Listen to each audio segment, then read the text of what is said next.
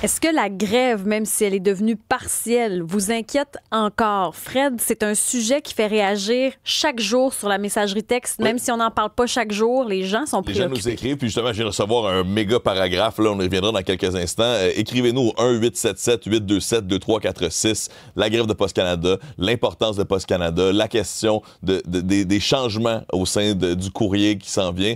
Écrivez-nous si ça vous touche. Là, on sait qu'il y a beaucoup de gens qui tiennent à leur courrier à la maison, d'autres qui s'inquiètent sur les millions de dollars là, que Post Canada nous coûte collectivement.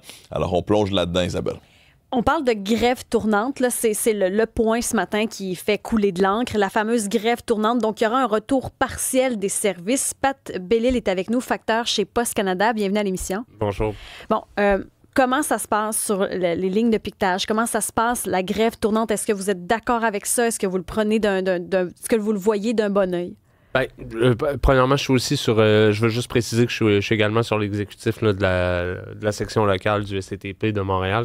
Donc, évidemment, de notre côté, on le voit d'un bon œil, tout moyen de pression. Là, en fait, le but, c'est de garder toujours un moyen de grève actif pour ne pas perdre notre droit de grève. Donc là, pour la première fois là, depuis cette ronde de négociation-là, on se rend à la grève tournante là, qui fait qu'il va y avoir des sections locales partout au Canada. Il va toujours en avoir au moins une qui va être en grève et ça va être annoncé là, un petit peu d'avance. Un petit peu d'avance quand même. Qu'est-ce que ça veut dire pour le citoyen? Là? Est-ce que c'est 3-4 semaines de retard sur la réception du courrier? Qu'est-ce que ça veut dire concrètement pour les gens, ça, la grève tournante? Ben, ça veut dire que je ne voudrais pas là, avancer des chiffres, là, mais on peut penser là, que 80% des services là, vont reprendre là, graduellement. Là. C'est sûr que ça va aller moins vite que quand on reprend à 100%. Là. Mais en principe, ça va seulement affecter là, les régions là, qui vont être en grève là, quand ça va être leur tour. Là. Les opinions sont partagées, même au sein des facteurs. C'est pas tout le monde qui voit cette grève-là de la même façon. Comment vous vivez justement avec l'absence de salaire? Comment ça se passe pour vous de ce côté-là? Est-ce que vous trouvez que ça en vaut la peine? Est-ce que vous êtes inquiet? C'est sûr que c'est difficile parce qu'on parle d'une deuxième grève là, en moins d'un an. Il faut garder en tête que ces négociations-là s'étirent depuis vraiment longtemps aussi. Là. Fait que la motivation est plus difficile à trouver. Il faut aussi garder en tête que c'est 55 000 employés à la grandeur du Canada. Fait qu'il y a des mouvements, il y a des portions du Canada qui sont peut-être des fois plus mobilisées que d'autres, moins épuisées. Donc, je ne veux pas entrer là, dans comment que ça se divise géographiquement au Canada, mais c'est ça, c'est bien plate, mais il faut garder notre énergie, puis on peut pas, rendu à ce stade-ci, si on abandonne, je veux dire, c'est la fin là, du service postal public là, tel qu'on le connaît au Canada. Là. C'est oui? l'annonce il y a 2 semaines du ministre Lightbound, c'est la fin du courrier quotidien. C'est dans les scénarios les plus catastrophes, là, ça peut aller jusqu'à 20 000 emplois de perdus chez Post Canada. Et tout ça, ça se passe devant les citoyens qui sont en train de se faire voler de leurs services publics sans qu'on les consulte. Là. C'est quand même énorme. Chaque année, il y a des milliards de dollars qui vont partir des fonds publics pour s'en aller dans le secteur privé. Et ça, c'est jamais scandaleux. Ça, on stimule l'économie et c'est normal. On va donner des milliards pour sauver 5 000 emplois. Mais l'an passé, on a prêté 1 milliard à Post Canada et ça a été suffisant. On a prêté, on n'a pas donné. Là. On a prêté 1 milliard à une société de la couronne et là, c'était suffisant pour flusher le bébé avec l'eau du bain puis dire que Post Canada, ça pouvait pas être rentable. Après ça, je sais qu'on parle de changements majeurs chez Post Canada et je pense pas que le syndicat ne soit un obstacle à ça. Tout ce qu'il veut, c'est être assis à la table et contribuer à cette... Donc, que ça se passe moins, par exemple, qu'il y ait moins de facteurs ou moins de services, par exemple, on le fait 1 fois par semaine ou 2 fois par semaine, ça, vous n'êtes pas contre l'idée? Bien, ultimement, on veut juste être impliqué dans cette façon de faire-là. Ce que présentement l'employeur nous dit, c'est on doit sortir de la livraison quotidienne pour s'en aller dans le colis. Mais si votre plan, ça devrait être de faire plus de colis. Donc, comment ça peut passer par des pertes d'emploi si vous essayez de prendre de l'expansion dans un autre domaine? C'est tout ça qui ne fonctionne pas. le milieu du colis au Canada est en plein essor. Donc, si on fait que conserver le 24% de part de marché qu'on a actuellement, ça va quand même augmenter. Donc, pourquoi est-ce qu'on passe par des pertes d'emploi? C'est ça qui est... Que vous comprenez pas. Ouais. Vous êtes allé au bureau de Mélanie Joly aujourd'hui? On n'est pas allé au bureau. En fait, on est allé à l'hôtel Reine-Élisabeth où a donné une conférence à la Chambre de commerce là, du Montréal métropolitain. Pourquoi c'est important pour vous d'aller? C'était simplement parce que présentement, on veut rappeler au gouvernement libéral que en élection, pour eux, le service postal public, c'est important. C'était quelque chose qu'il fallait protéger. Et là, c'est drôle. On dirait que fidèle à eux-mêmes, le Parti libéral a fait campagne à gauche et gouverne à droite et commence à ressembler drôlement à la vision de Post Canada que les conservateurs avaient, là, c'est-à-dire n'importe quel service public, on le définance jusqu'à ce qu'il devienne inefficace puis qu'on puisse, après ça, le vendre à rabais au privé. Là. On a Martin au téléphone. Martin est facteur aussi. Martin n'est plus là, c'est Jonathan maintenant. Les lignes sont pleines. Je vous dis, ça fait réagir. Jonathan est avec nous. Jonathan, facteur également. Bienvenue à l'émission. Oh, excusez-moi. Moi, je suis pas facteur. Je suis désolé. Pas de souci, on vous accepte quand même à l'émission. Vous pensez quoi de ça? Okay, vous, oui. Est-ce que vous êtes inquiet du service? Est-ce que vous pensez quoi de tout ça? Oui, en fait, moi, je peux comprendre certaines des revendications de Post Canada. Je veux dire, ma cousine est factrice dans le coin de Mont-Laurier, puis je veux dire, elle vit des complications, comme par exemple, les facteurs en région n'ont pas de véhicule attitré, donc elle doit utiliser son propre véhicule pour faire ses routes de facteurs. Donc, c'est une des revendications qu'ils ont. En même temps, il faut voir aussi l'autre côté des choses. Moi, je suis diabétique et j'ai besoin de médicaments, dont de l'insuline. Et là, depuis les débords de Post Canada, ma pharmacie, moi j'habite en région aussi, dans le nord de Joliette, puis j'ai pas de véhicule, donc ma pharmacie me livre mes médicaments, mais depuis les débords de Post Canada, ma pharmacie paye un livreur privé pour me les livrer et il trouve que c'est plus facile de faire affaire avec le livreur privé plutôt que de retourner avec Post Canada avec le service est comme trop imprévisible. Ils peuvent partir en grève, ils peuvent arrêter les autres tout. Puis moi j'ai besoin de mes médicaments, là, surtout de mon insuline, donc je peux pas. Si Post Canada il décide de pas livrer, je fais quoi là moi là, j'ai besoin de ça. Là. Vous avez comme une perte de confiance parce qu'il y a des grèves depuis 2024? Malheureusement, j'ai toujours fait avec Post Canada, j'ai jamais eu de problème là avec tout ça. Je comprends leurs revendications, en même temps, il y en a qui dépendent de ce service-là. Puis quand ils font des grèves, ma pharmacie a dû se revirer de bord. Puis là, les autres ils font comme tant que c'est pas réglé, on fera pas affaire avec Post Canada pour s'assurer de donner du service à leur clientèle, là, dont moi et d'autres gens dans la région. Là, moi, j'habite dans une région où c'est beaucoup de personnes âgées dans mon village et ils font affaire avec la pharmacie. Puis eux aussi, là, ils se font livrer leurs affaires et tout ça. Donc, on comprend les deux. Je veux dire, ils ont des revendications, en même temps, il y a des gens qui dépendent d'eux, puis ils font des grèves, ça aide pas vraiment, là. Vous vous sentez un petit peu pris en otage, c'est ça que je comprends. On reçoit quand même quelques commentaires qui vont dans la même direction, là. Les gens disent, effectivement, on a dû trouver des solutions de rechange. Ironiquement, là, on trouve des compagnies de colis au privé en attendant, puis on garde peut-être un peu ces habitudes-là. Vous disiez, M. Bellil, que dans le fond, vous alliez commencer des moyens de pression par région, là. Je pose la question pour les gens qui vont être affectés. Comment on va choisir les régions? Vous me permettrez l'expression, c'est un peu chien pour le monde qui n'aura pas leur courrier à un certain temps. Pour combien de temps on va isoler une certaine partie du pays là, pour des moyens de pression? En fait, la recette là, pour la grève tournante là, va venir du national, mais le but, c'est la grève est supposée de tourner là, aux 24 heures. Là. Je vous dis ça sur toute réserve, là, mais ça sera pas une région qui va être une semaine là, en grève. Là. C'est ça. Là. Le but, c'est d'enlever de la pression sur le réseau, d'enlever aussi de la pression sur les employés.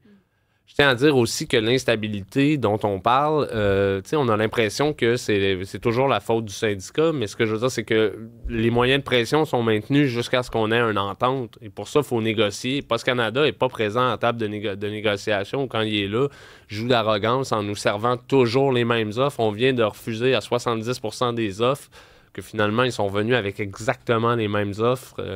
Claude est au téléphone. C'est un sujet qui touche une corde sensible. Claude, vous pensez quoi de tout ça? Êtes-vous touché, vous, par cette grève? Êtes-vous inquiet de perdre le service? Oh, inquiet. Ça fait quelques années déjà que je crois que ça va se terminer éventuellement. parce qu'on a un problème pan-canadien et au niveau du Québec avec les syndicats nationaux qui pensent détenir la vérité, qui veulent diriger, alors que c'est les patrons qui ont leur droit de gérance, comme on dit. Mais bref, quand tu es dans un milieu de travail, comme Post Canada, les employés sont dans un domaine, donc le domaine, entre autres, c'est devenu la livraison de colis, le plus. Et les employés ne veulent pas. En fait, le syndicat national dit que les employés ne veulent pas, mais ça, je ne suis pas certain. Mais vous le vivez comment? Le fait qu'il y ait une grève, est-ce que vous vous sentez affecté? Est-ce que ça vous passe 10 pieds par-dessus la tête? Vous le vivez comment comme citoyen, vous? Oh, non, moi, personnellement, c'est 20 pieds par-dessus la tête. Ah oui, hein? Vous sentez pas les effets de la grève? Non, pas du tout, parce que j'ai plus de courrier au niveau financier. Là. C'est tout par courriel, c'est tout par Internet. Donc, des colis, si j'ai à en envoyer ou à en recevoir, ben il existe les autres, les UPS, Purolita, etc. Pour moi, Post Canada... Vous n'êtes pas trop touché par ça, là. Vous voyez pas trop l'utilité. C'est ce que j'entends. Merci de votre appel. On ajoute à la discussion Marc Ranger, qui est ex-directeur québécois du syndicat canadien de la fonction publique. Marc Ranger, bienvenue à l'émission. Bonjour, merci beaucoup. On avoue que dans ce conflit-là, d'une part, on ne sait plus trop sur quel pied danser. Est-ce que c'est le syndicat? Est-ce que c'est le patron qui est de mauvaise foi? Qui est de mauvaise foi dans l'histoire? Mais moi, je l'ai dit, des deux côtés. Les deux parties sont à blâmer. J'ai toujours dit que je me ferais pas aimer en disant ça, mais les deux parties sont à blâmer. Le syndicat, j'ai considéré que depuis le début, quand il y a une situation concrète et réelle de difficultés financières et de problèmes, il faut poser des gestes pour montrer du mouvement à la table de négociation. Autrement, là, j'entends là, la fin de semaine des postes à temps complet. Mais en même temps, je l'ai dit aussi, la haute direction de Post Canada, c'est un désastre complet. Monsieur Edinger, c'était lui qui était VP responsable du développement stratégique et il est maintenant PDG. J'ai aussi dit que Purolator, évidemment, agit comme parasite un peu par rapport à la livraison de colis. Mentionner des investissements de près d'1,5 milliard dans le centre de tri, un nouveau centre de tri. D'ailleurs, c'est l'infrastructure carboneutre la plus importante au Canada qui a été construite par Post Canada au moment où il y a des pertes. Donc, moi, je dis des deux côtés. La communication du côté syndical aussi. Quand il y a des... on est rendu à 151 bulletins là, d'information. Mais quand il y a des difficultés réelles, il faut trouver les voies de passage. Il faut montrer qu'on a une compréhension. Puis, dans ce sens-là, moi, j'entends depuis quelque temps M. Bellil qui est avec vous. Son ton est posé, articulé. Je pense que ça fait du bien dans le dossier. Parce que ce qu'il faut maintenant, il y a une urgence d'agir. Elle était là. Puis j'entendais que William Kaplan, qui a fait son rapport au mois de mai dernier, qui est un médiateur externe, qui est intervenu aussi chez Air Canada, qui a fait des recommandations, mais c'était dans son mandat de regarder aussi la viabilité de Post Canada, la diversification des services. Je lis sous les yeux le mandat. Donc, il y avait déjà des très bonnes indications d'agir rapidement. Puis moi, ce qui m'inquiète, c'est que chaque jour qui passe, chaque semaine qui passe, complique encore plus la situation de Post Canada. Puis j'entendais, le Canada a peut-être un défi unique au monde. Ben, la grandeur, la superficie, là, veut dire, n'est pas un pays qui est aussi grand et si peu peuplé. Non, puis je regardais parce qu'il y a des partisans de la privatisation qui citent l'Allemagne en comparaison. Mais l'Allemagne, sa densité de population, c'est 237 habitants au kilomètre carré. Les derniers chiffres au Canada, c'est 4 habitants au kilomètre carré. Puis le secteur privé ne voudra pas assumer le service qui n'est pas payant et qui est le fardeau de Post Canada. Mais je reviens encore, là. Il faut des ouvertures de toute urgence du syndicat. Je comprends qu'ils sont assis à la table de négociation, mais il ne se passe rien. Il faut qu'il y ait du mouvement. Oui, Isabelle, on a Kelly de Montréal qui dit que pour elle, Post Canada est essentiel et sacré. Elle trouve que c'est l'autonomie des aînés de recevoir la poste à la maison. Elle dit l'hiver est difficile, les chutes à l'extérieur, aînés, handicap. S'ils doivent marcher dans la rue à chaque jour, il y aura des problèmes. Donc, elle, vraiment, défend Post Canada. De l'autre côté, on a Pascal qui dit, moi, ma mère, elle a 92 ans et tous ses chèques sont en dépôt direct. Les factures sont payées directement près à la source. Elle dit que c'est pas un bon argument. Lui, Pascal dit que c'est pas un bon argument, là, les personnes plus âgées, qu'il faut arriver arriver en 2025. Par rapport à ce qu'on entendait sur la densité du pays, M. Ranger, c'est vrai qu'on a des grands espaces, mais on a quand même aussi des centres urbains. On habite beaucoup près de la frontière. Est-ce qu'il y aurait des gains de productivité à faire dans les endroits où il y a plus de monde ensemble? Absolument. Moi, c'est pour ça que je disais, il existe déjà 225 000 boîtes postales communautaires au Canada.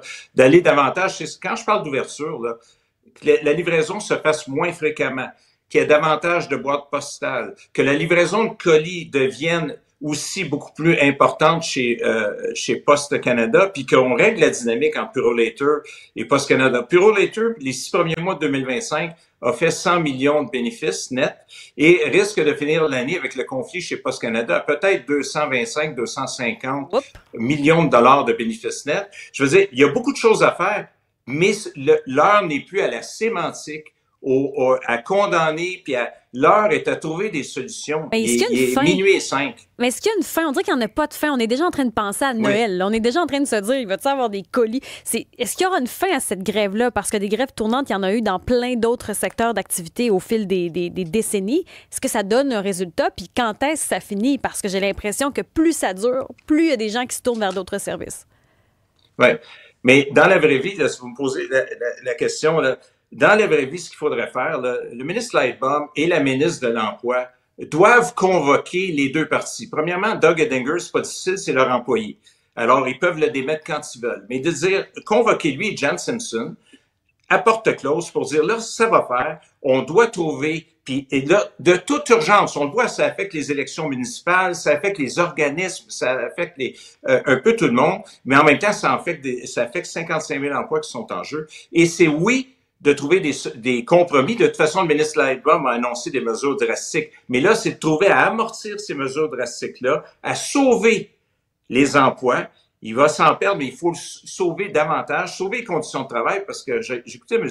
Bellil, puis moi, je le dis, c'est pas les conditions de travail des employés, je suis d'accord, qui sont en cause. Mais là, quand le feu est pris, quand on le voit, 1 milliard de prêts pour juste payer les 6 premiers mois d'opération, ça, c'est insoutenable et il faut un coup de barre qui soit donné avec la flexibilité. Vous savez, le syndicat démontrerait des ouvertures très ciblées, et je pense que ça fera en sorte de redonner l'appui de la population pour dire on voit la lumière au bout du tunnel, parce que la solution, c'est pas la privatisation. Marc Ranger, merci de votre passage à l'émission. En terminant, Pat Bellil, vous recevez ça comment? Ben, je dois dire qu'il y a des ouvertures du côté du syndicat et c'est pour ça qu'on est à la table de négociation. C'est sûr que quand on parle de la sécurité d'emploi, c'est beaucoup demandé comme sacrifice. Puis je rappelle que présentement, on a affaire à un PDG qui ne fait que des déficits depuis 7 ans.